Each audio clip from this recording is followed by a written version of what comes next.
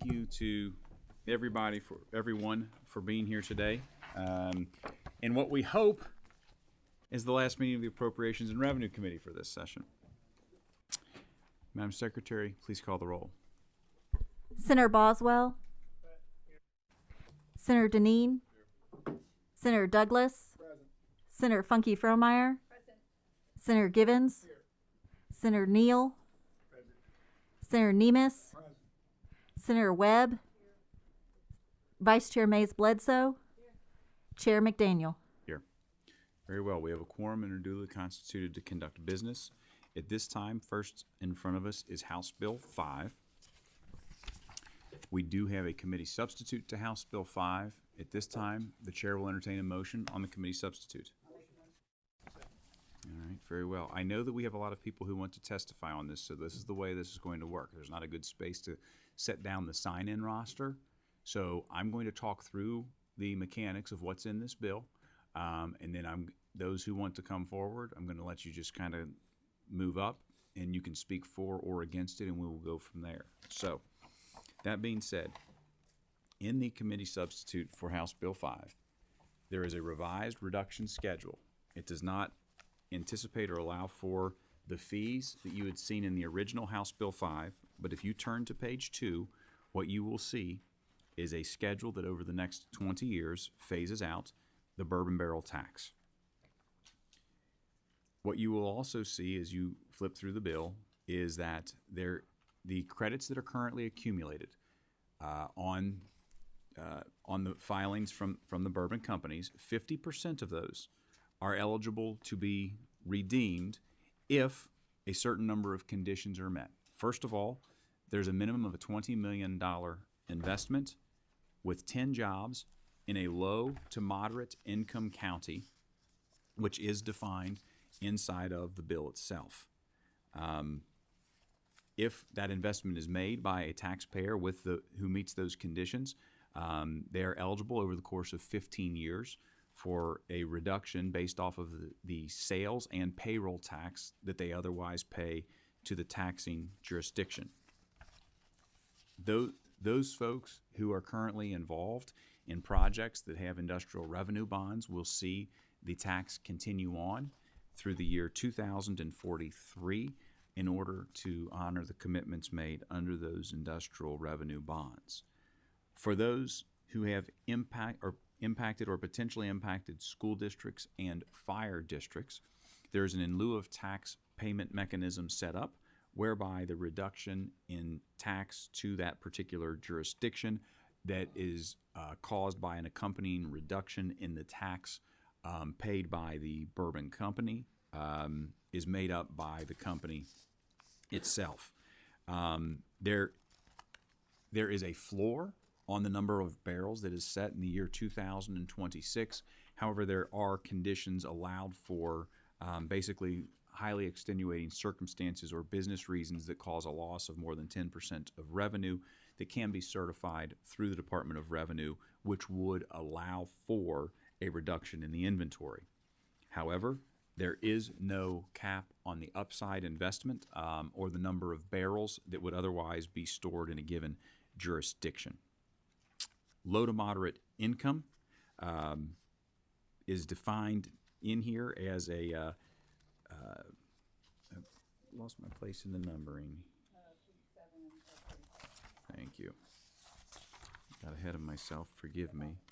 Low to moderate income is a low to moderate income population where the county median family income or county median household income is less than 80% of the state median family income or state median household income as determined by the most recent 5-year American Community Survey. That is the essence of what relates to the bourbon barrel tax. Now, there are 2 other items in here. The first of those that you've heard a lot about relates to the telecommunications tax. And we do clarify that tax applies only to text and voice services, not to folks like Google, Facebook, Twitter ads, stuff like that. The other piece that is fixed deals with the state and local taxation fix that we had done in House Bill 360. There were some additional items that needed to be incorporated to fully effectuate that. and those have been included here. So that is the essence of what is in front of you at House Bill 5. At this point in time, I know we have folks who would like to testify certainly against. I'm not certain if we have folks in attendance who intend to testify for the bill. So if I can ask, do I have someone, folks, oh, come on up. Is there anyone else who wants to testify on behalf of House Bill 5?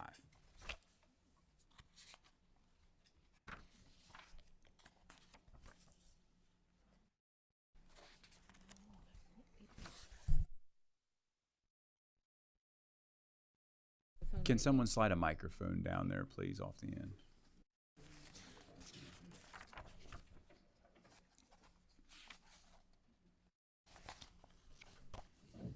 All right. Go ahead, identify yourself for the record and proceed. Good afternoon. My name is Jack Mazarak. I'm with the Kentucky Distillers Association. Thank you for giving me a few minutes to speak on this bill. Mr. Chairman, members of the committee, the KDA has opposed the barrel tax for many years, for decades as a matter of fact, particularly in the last 10 years as national and global demand for bourbon has skyrocketed. We've worked hard on this bill with members of the General Assembly, our distilling members, on this bill to responsibly phase out barrel taxes over the long term. We've agreed to many compromises which will keep our many community partners whole. These compromises include mechanisms to keep our schools whole, to keep our fire departments and EMS services whole, and to continue paying barrel taxes for 20 years on barrels in IRB warehouses, which represent currently 30% of barrels aging in Kentucky. We've compromised to lengthen the term of the phase down, now at an unprecedented 20 years. We believe this gives our communities more than ample time to plan and diversify their already booming economies. Last, it's important to note that we've worked to ensure that during this phase down, communities will see additional barrel tax revenue, more than the $40 million that we paid today. From a statewide perspective, it's incredibly important to pass this legislation and to phase out the punitive barrel tax which punishes growth of our signature distilling industry.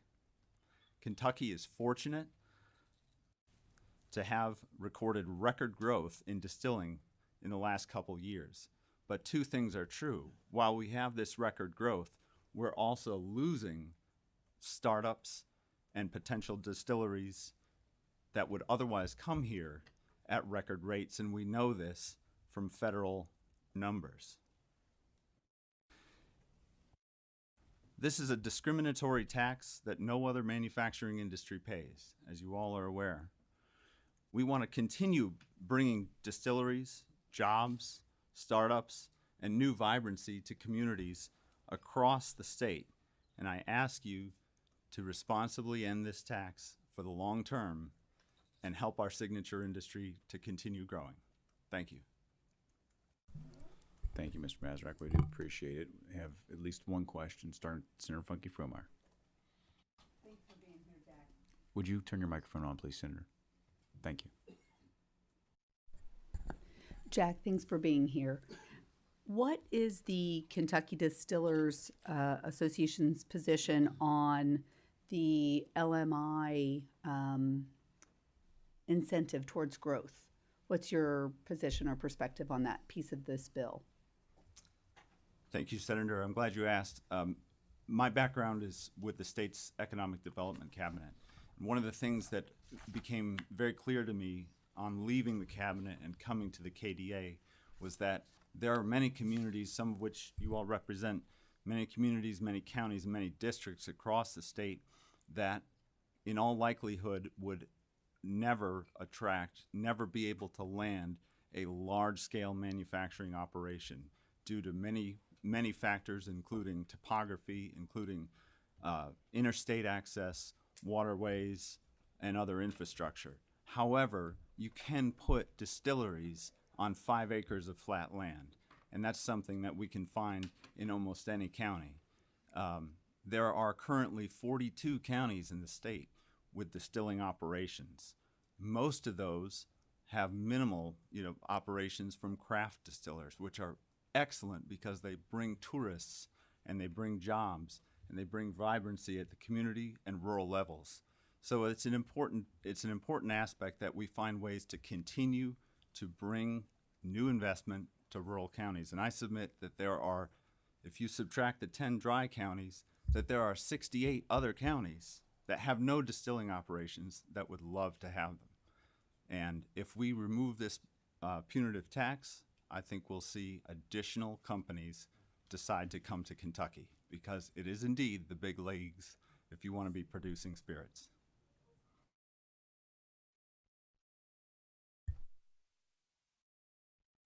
Very good. Any other questions right now? None? Okay, very good. Jack, thank you very much. We appreciate you being here. I know that we have several other folks that want to speak on it, so if those who would want to speak in opposition to the bill would come up, I think we've got 4 chairs up there. Go ahead, feel free to occupy those, and then if there's more, we'll take more testimony when you all are finished.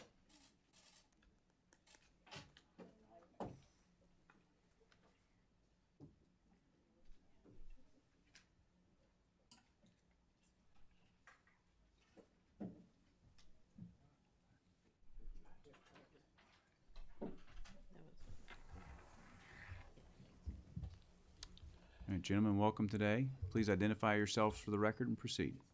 Josh Ballard with the City of Loretto. Mayor Dick Heaton, City of Bardstown. David Daugherty, Marion County Judge Executive. Members of the committee, thank you for allowing us to speak today. Before we get too far into this, I want to make sure that we're all on the same page as far as the breakdown of the taxes paid on the barrel of bourbon. Take a 5 or 6 year barrel of bourbon, federal taxes on that barrel is $850. State, wholesale, and excise tax is $450. The community barrel tax, which we're here today about, is around $16. $16 for local government, while we watch $1,300 in federal and state. I want to directly address some of the points the KDA is making. They've talked about Kentucky dropping by, and I'm going to phrase this the way they say it, number of states by number of distillery. It's a clever way to say it. But I went and looked at their data, and the reason why we're dropping is not because of this tax. It's because of micro distilleries.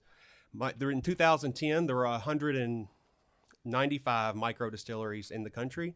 Today, there are 2,800. These distilleries produce all types of alcohol, mostly gin and vodka. And according to their national association, 60% of these micro distilleries produce less than 2,500 cases a year. 60%. They've also made the case that they will have to build outside of Kentucky, but they're facing growing opposition from our residents to build here right now. And David can talk about this here in a minute, but our latest distillery in Marion County, the Planning and Zoning Board vetoed the permit change, and it took the city to overrule the Planning and Zoning Board. The only reason they did that was because of the community barrel tax. I want to run some other numbers to you. They talk about barriers to entry and barriers to growth. Last year, and this is their numbers, they had a record number of new distilleries, record production, record storage of barrels in Kentucky, record sales, over $5 billion of capital projects underway currently. And during the legislative break, they couldn't even wait to announce this amazing building, and it is magnificent. I will travel there. But this, and I know we're in a smaller room, so maybe you can see it a little bit better. But if you haven't seen this on Facebook, check it out, because it is Blue Run Spirits. I'd never heard of them before. They were created in 2020. It's a campus that was designed by the same design firm as Google. So they hired Google to design this building for them. They've so far introduced 13 bourbons and whiskeys, 300% year-over-year sales increase in sales. And here's what their CEO told the Courier-Journal.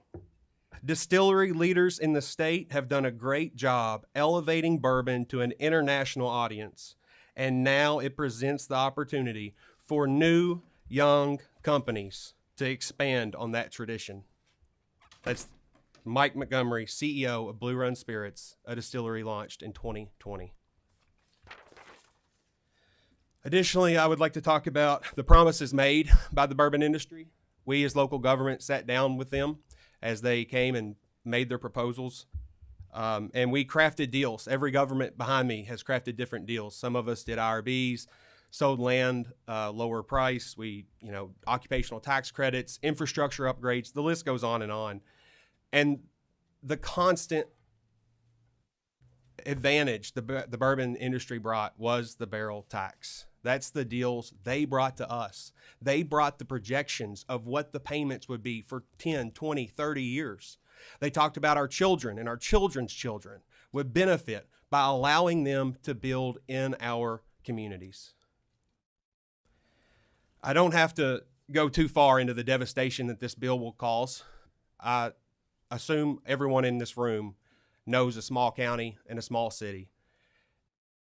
And you can understand that if you take millions of dollars of tax revenue that was promised to those governments, it's going to hurt them. And it's going to hurt them a lot. No matter how far we kick the can down the road, zero is still zero. It's zero for my daughter's community, even if it's not for mine. I know there's a lot of pressure on this bill and a lot of people talking about it, but I can make it easy.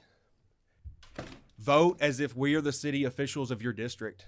Vote as if the county officials and the superintendents, the fire departments and the ambulance services who are still against this bill, because it does not keep us whole. It only keeps certain types of districts whole, which most of us don't have. They're still against it because it will have a cut in funding. So if you stand with us, I gave away my line. Hold on. I said, let me start over there. We can't hold all the bourbons in our communities. The warehouses are coming to your district. And when they do, you will have this revenue. So if you vote for us today, you'll be voting for your communities tomorrow. Thank you. Thank you, Councilman. It's always a little bit on the nerve-wracking side to get up there and we've all sat in that seat. Thank you very much. Mayor, Judge. Thank you all for giving me the opportunity to be here today. I'm kind of speaking on behalf of a county judge's view. I know there's several county judges here with us today. Jerry Summers, Tim Hutchins, Jerry's with Bullitt County and Nelson County. And I think we all pretty much have got the same view of how this will affect our counties and things that we've done for the bourbon industry. The IRBs that were provided over the years, Marion County, we've got about $750 million in IRBs in our county. And that was an extension to grow bourbon in our communities. Whenever you do an IRB, you understand you abate taxes. We were okay with that. The reason we were okay with that was because we were getting the distilled spirits tax. That's why we did it. That's the only reason we did it. We recruited Diageo. They've been in our community 2 years. We've never received a nickel from distilled spirits tax. We're going to eventually, if this continues to go forward. We use land that we could have used for other industries, infrastructure, water improvements we had to make to get these properties ready for for the bourbon industry.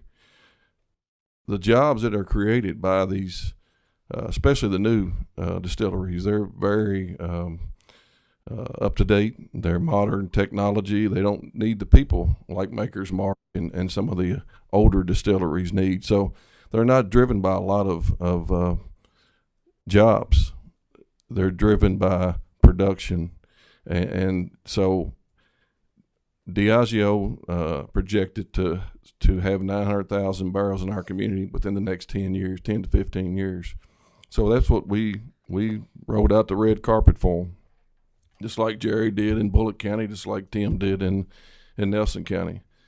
Pernod Ricard made an announcement in our community about 3 months ago. Same assumption. The barrel tax was the reason we done it. They bought industrial property at a great rate.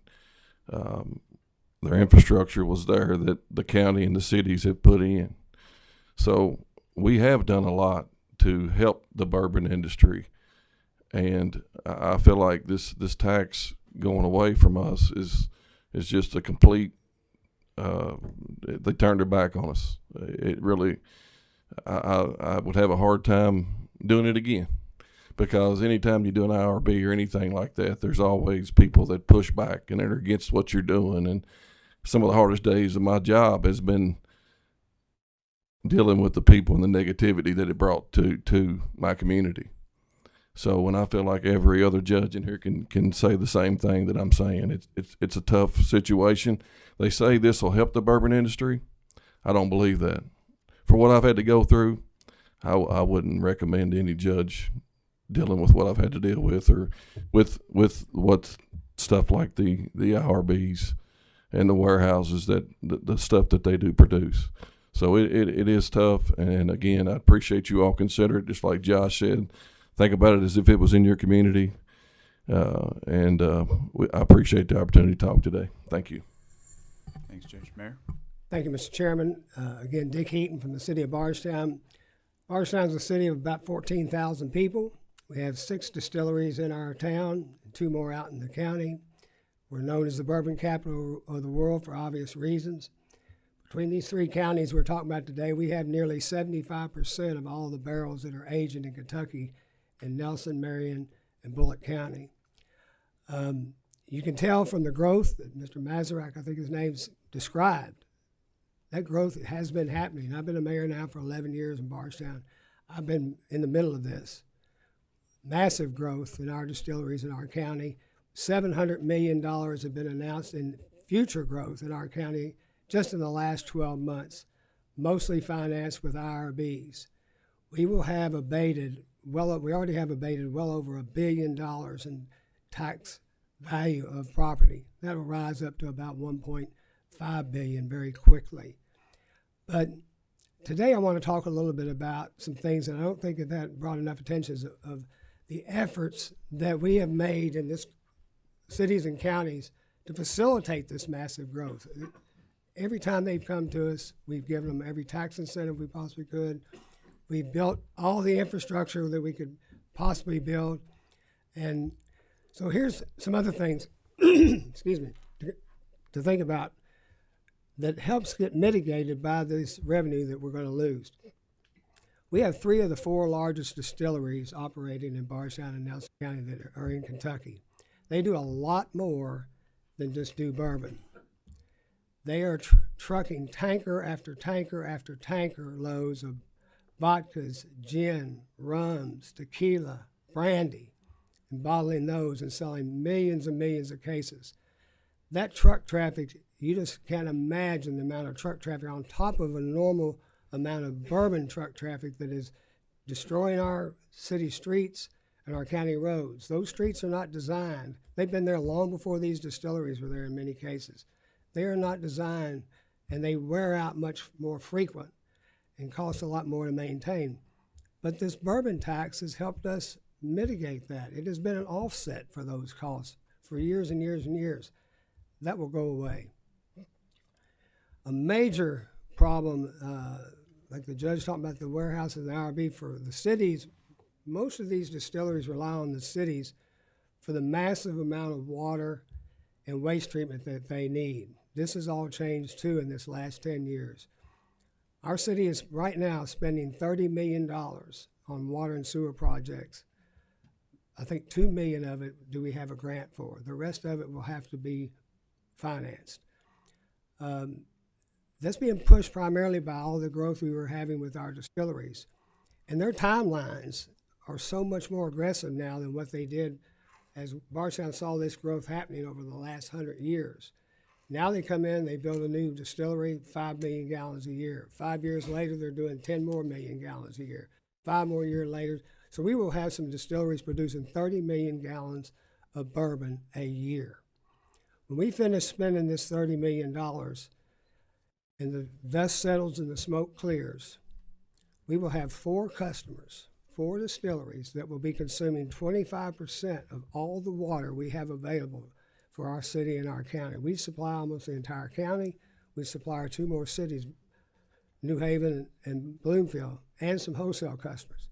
25% of all that water will be consumed by 4 customers. The debt service on that will be on the backs of all the ratepayers. That debt service will be around for a long time. Same thing with our waste treatment. When we get done with that upgrade, we will double one of our waste treatment plants. 25% of all that capacity will be used up by the distilleries, and that will grow and grow and grow over time. And so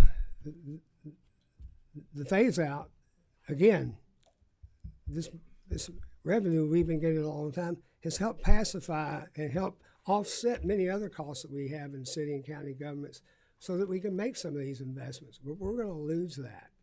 We're going to lose that. And, you know, it's just hard for me. I could keep you here for days explaining how difficult it is to manage this demand on your water and infrastructure system without impacting so many of your constituents. There's a lot of cities that are going to find out the hard way how water pressure, you go home in the afternoon, you don't have water pressure to take a shower, you can't wash your car. Much of this $30 million is helping to mitigate that. So I just want to say, you know, we have bent over backwards. Oh, one last thing to be completely fair to the distilleries. We did approach them when we had this $30 million in front of us to participate in a public-private initiative. I think it was pretty bold and aggressive on our part to ask them to step up. But for them to consume that much capacity, it's not fair for the other 17,000 ratepayers to be paying for that amount of capacity without the help of the distillers. And in fairness to some of them, one distillery has agreed to step up pretty significantly to help us offset some of that cost that they will be using, that capacity.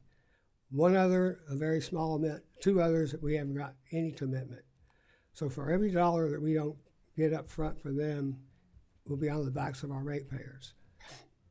So I'd just like to say to you all today, I would strongly request a no vote on this bill and move it back to the interim and give us, the small government, a real seat at the table. We have not had a real seat at the table. We cannot match the firepower of KDA and all their lobbyists and all the money that they've spent on this. But you can tell from the tax, $4 a year per barrel is not an onerous tax. The facts and the growth right in Nelson County defy that logic that this is holding back growth.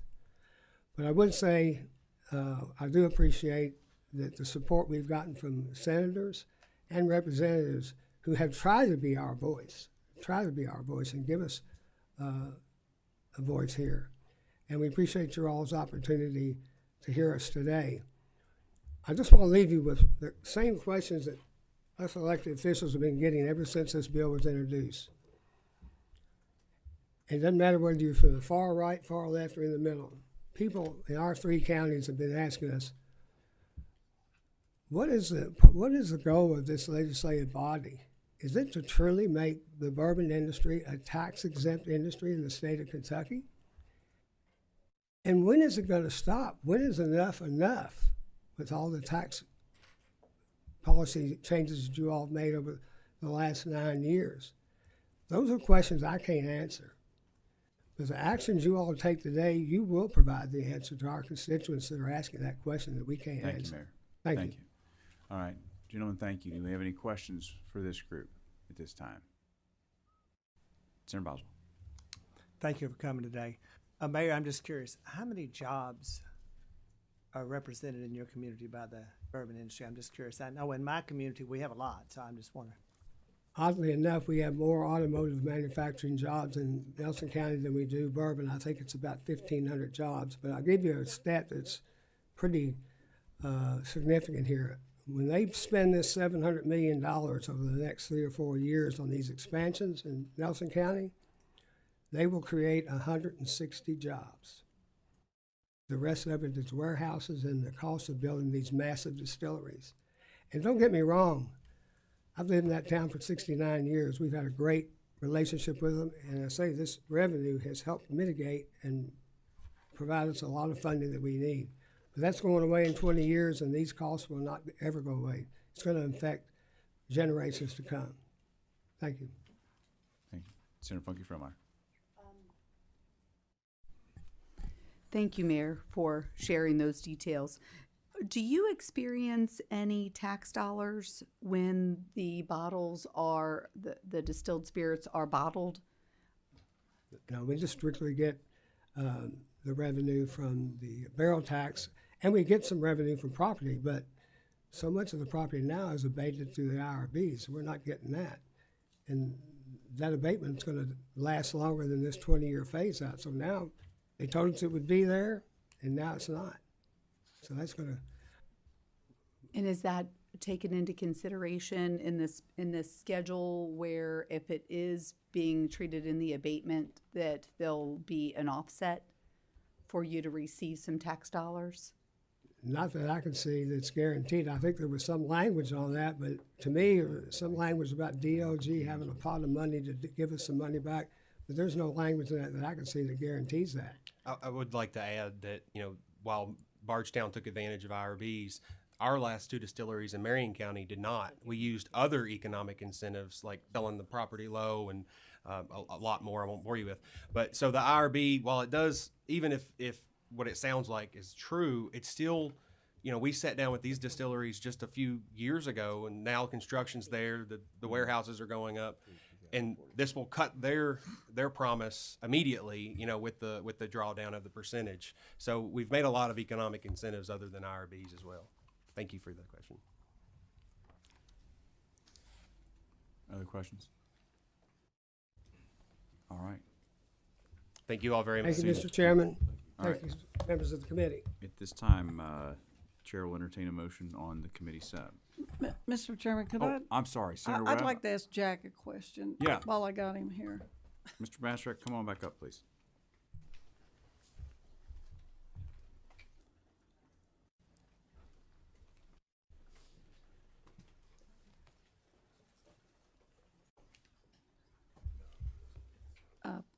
Since we really haven't had the opportunity to discuss this, and there's been like 5 renditions in the past few hours, and my concern's a little off topic, but it certainly affects on my view of what we're dealing with here in the industry as a whole.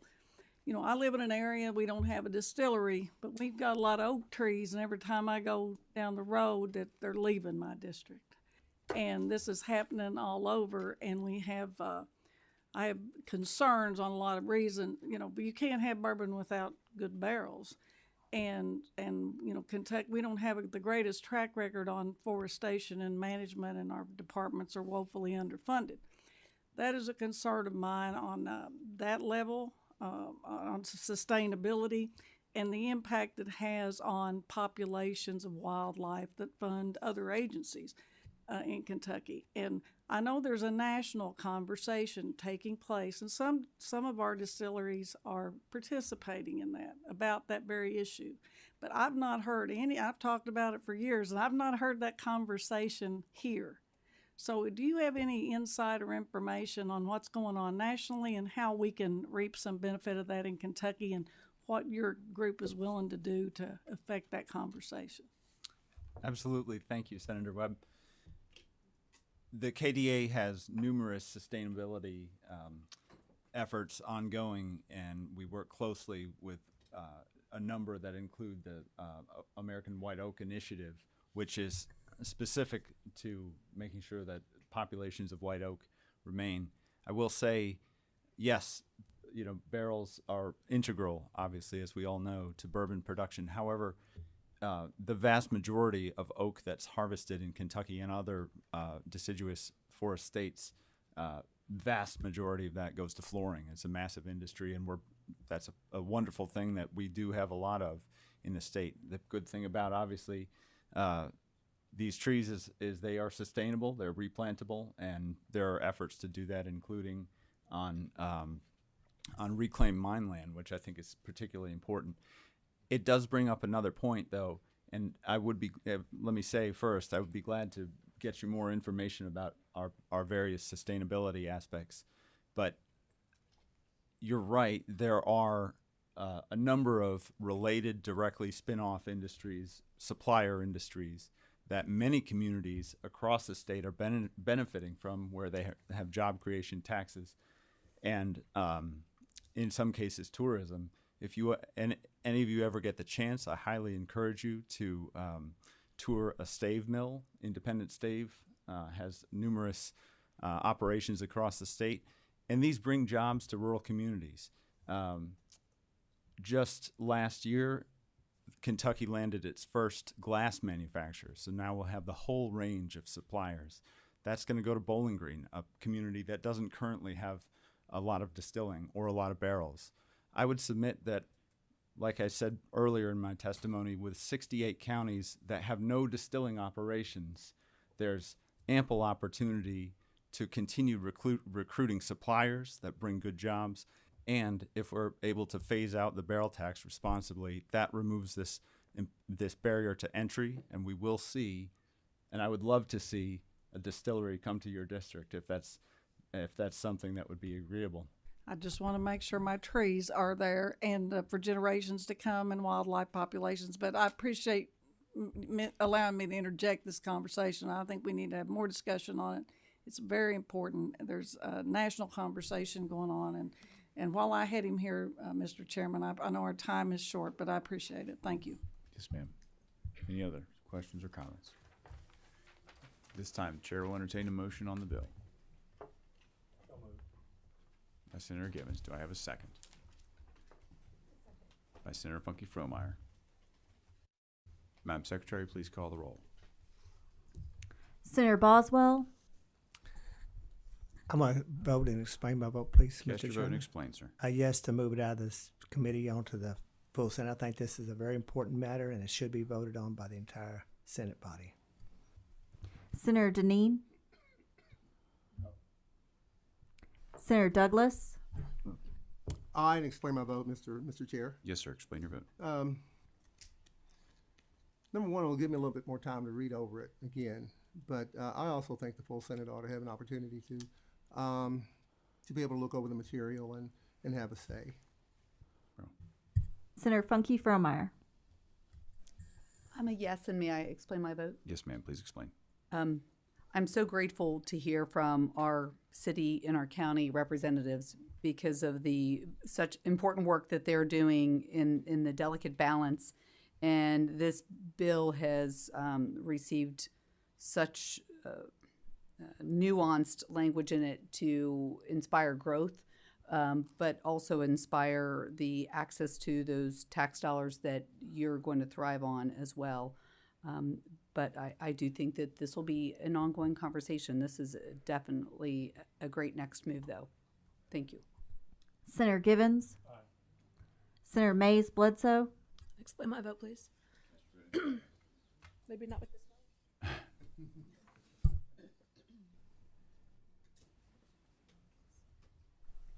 Okay. Thank you. Thank you, Chair. I'm gonna be an aye in committee, and I'm gonna explain just a few things. One, this now has several pieces in this bill. So there's a couple of them that are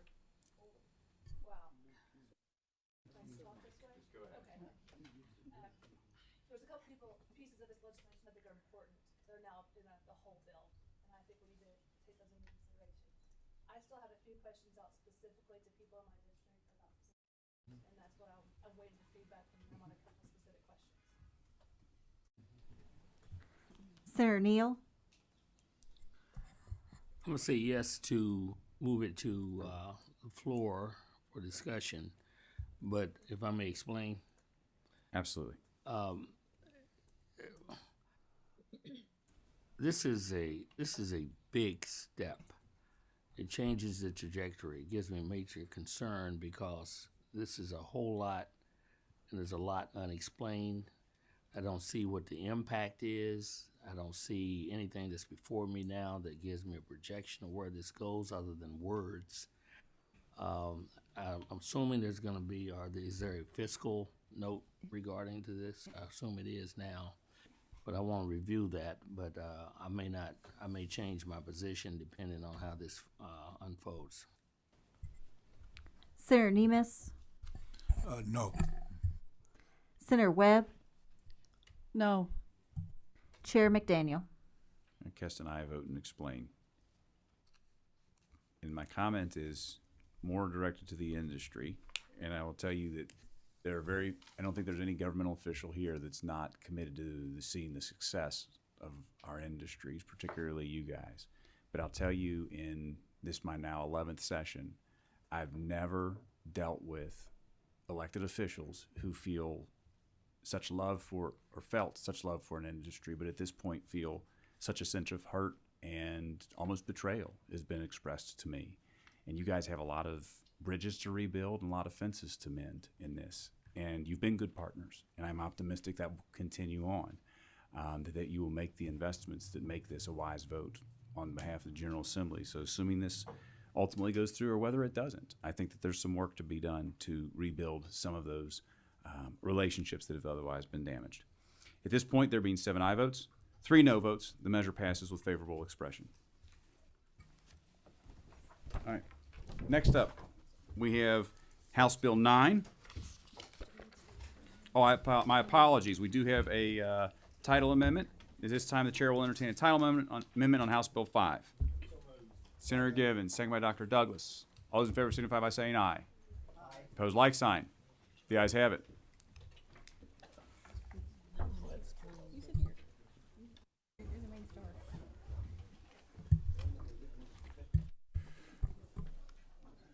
To the members of the committee, the sub that you previously received in your email is actually not the sub that is in front of you right now. It is the same substance, but it does not have the investment advisor language in it that you had previously seen. So other than that, that is the change to this sub versus the one that you were emailed about.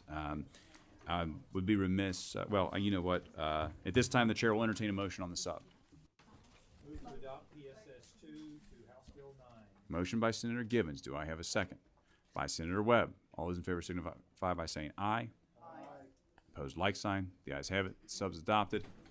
Representative Heath, Thank you. after many weeks, it's good to see you, sir. It's good to be here. I appreciate Chairman McDaniel, members of the committee, for inviting us here to present House Bill 9. And Chairman, I can make this as brief as you like, or I can give you an extended version. I would say brevity is the order of the day at this point, sir. At this point, I agree. So with me today is Rebecca Hartsoe with Babbage, co-founder. She's the contract lobbyist for Grant Ready, Kentucky, and of course y'all know your own Senator Wheeler. So He made a grade from your case, sir. Okay. All right. So the main objective of House Bill 9 is to seize on an extraordinary opportunity and leverage Kentucky's state tax dollars towards significant public projects that will revitalize our communities. I'll give you another paragraph, and then you can let me know if you want more information. So, I'm going to give you about one more paragraph, and we're going to go with Senator Wheeler. Sounds good. So at the federal level, over $3 trillion have been authorized towards programs aimed at economic workforce development, infrastructure, substance use disorder programs, STEM education, housing, and more. A federal interagency work group has defined 25 areas in the United States that are affected by energy job losses and has prioritized $185 million in federal grants for these communities. Kentucky has 2 of those 25. That's excellent testimony, sir. Senator Wheeler, would you like to talk about what your sub does? Thank you, Mr. Chairman. Yes, the committee sub merely makes a few minor changes. The original bill had the entirety of these grants managed through the ad districts. What this does, it does mandate that the ad districts cooperate in identifying grants, but it does not give them exclusive management. It basically puts it through the Department of Local Government for scoring. In addition, it requests that the local universities in some of these impacted counties. We have a motion on the bill. Do a second. We have a second. So motion by Senator Nemeth, second by Senator Mays Bledsoe. Let me call the vote. All right, I want to. Good deal. Any questions from the committee? Seeing none. Madam Secretary, please call the roll. Senator Boswell. Senator Deneen. Senator Douglas. Aye. Senator Funky Fromeyer. Senator Givens. Senator Mays Bledsoe. Senator Neal. Senator Nemeth. Senator Webb. Chair McDaniel. Aye. There being 10 aye votes, no nay votes, the measure passes with favorable expression. Gentlemen, thank you for your time today. All right. There's no that one, correct? All right. So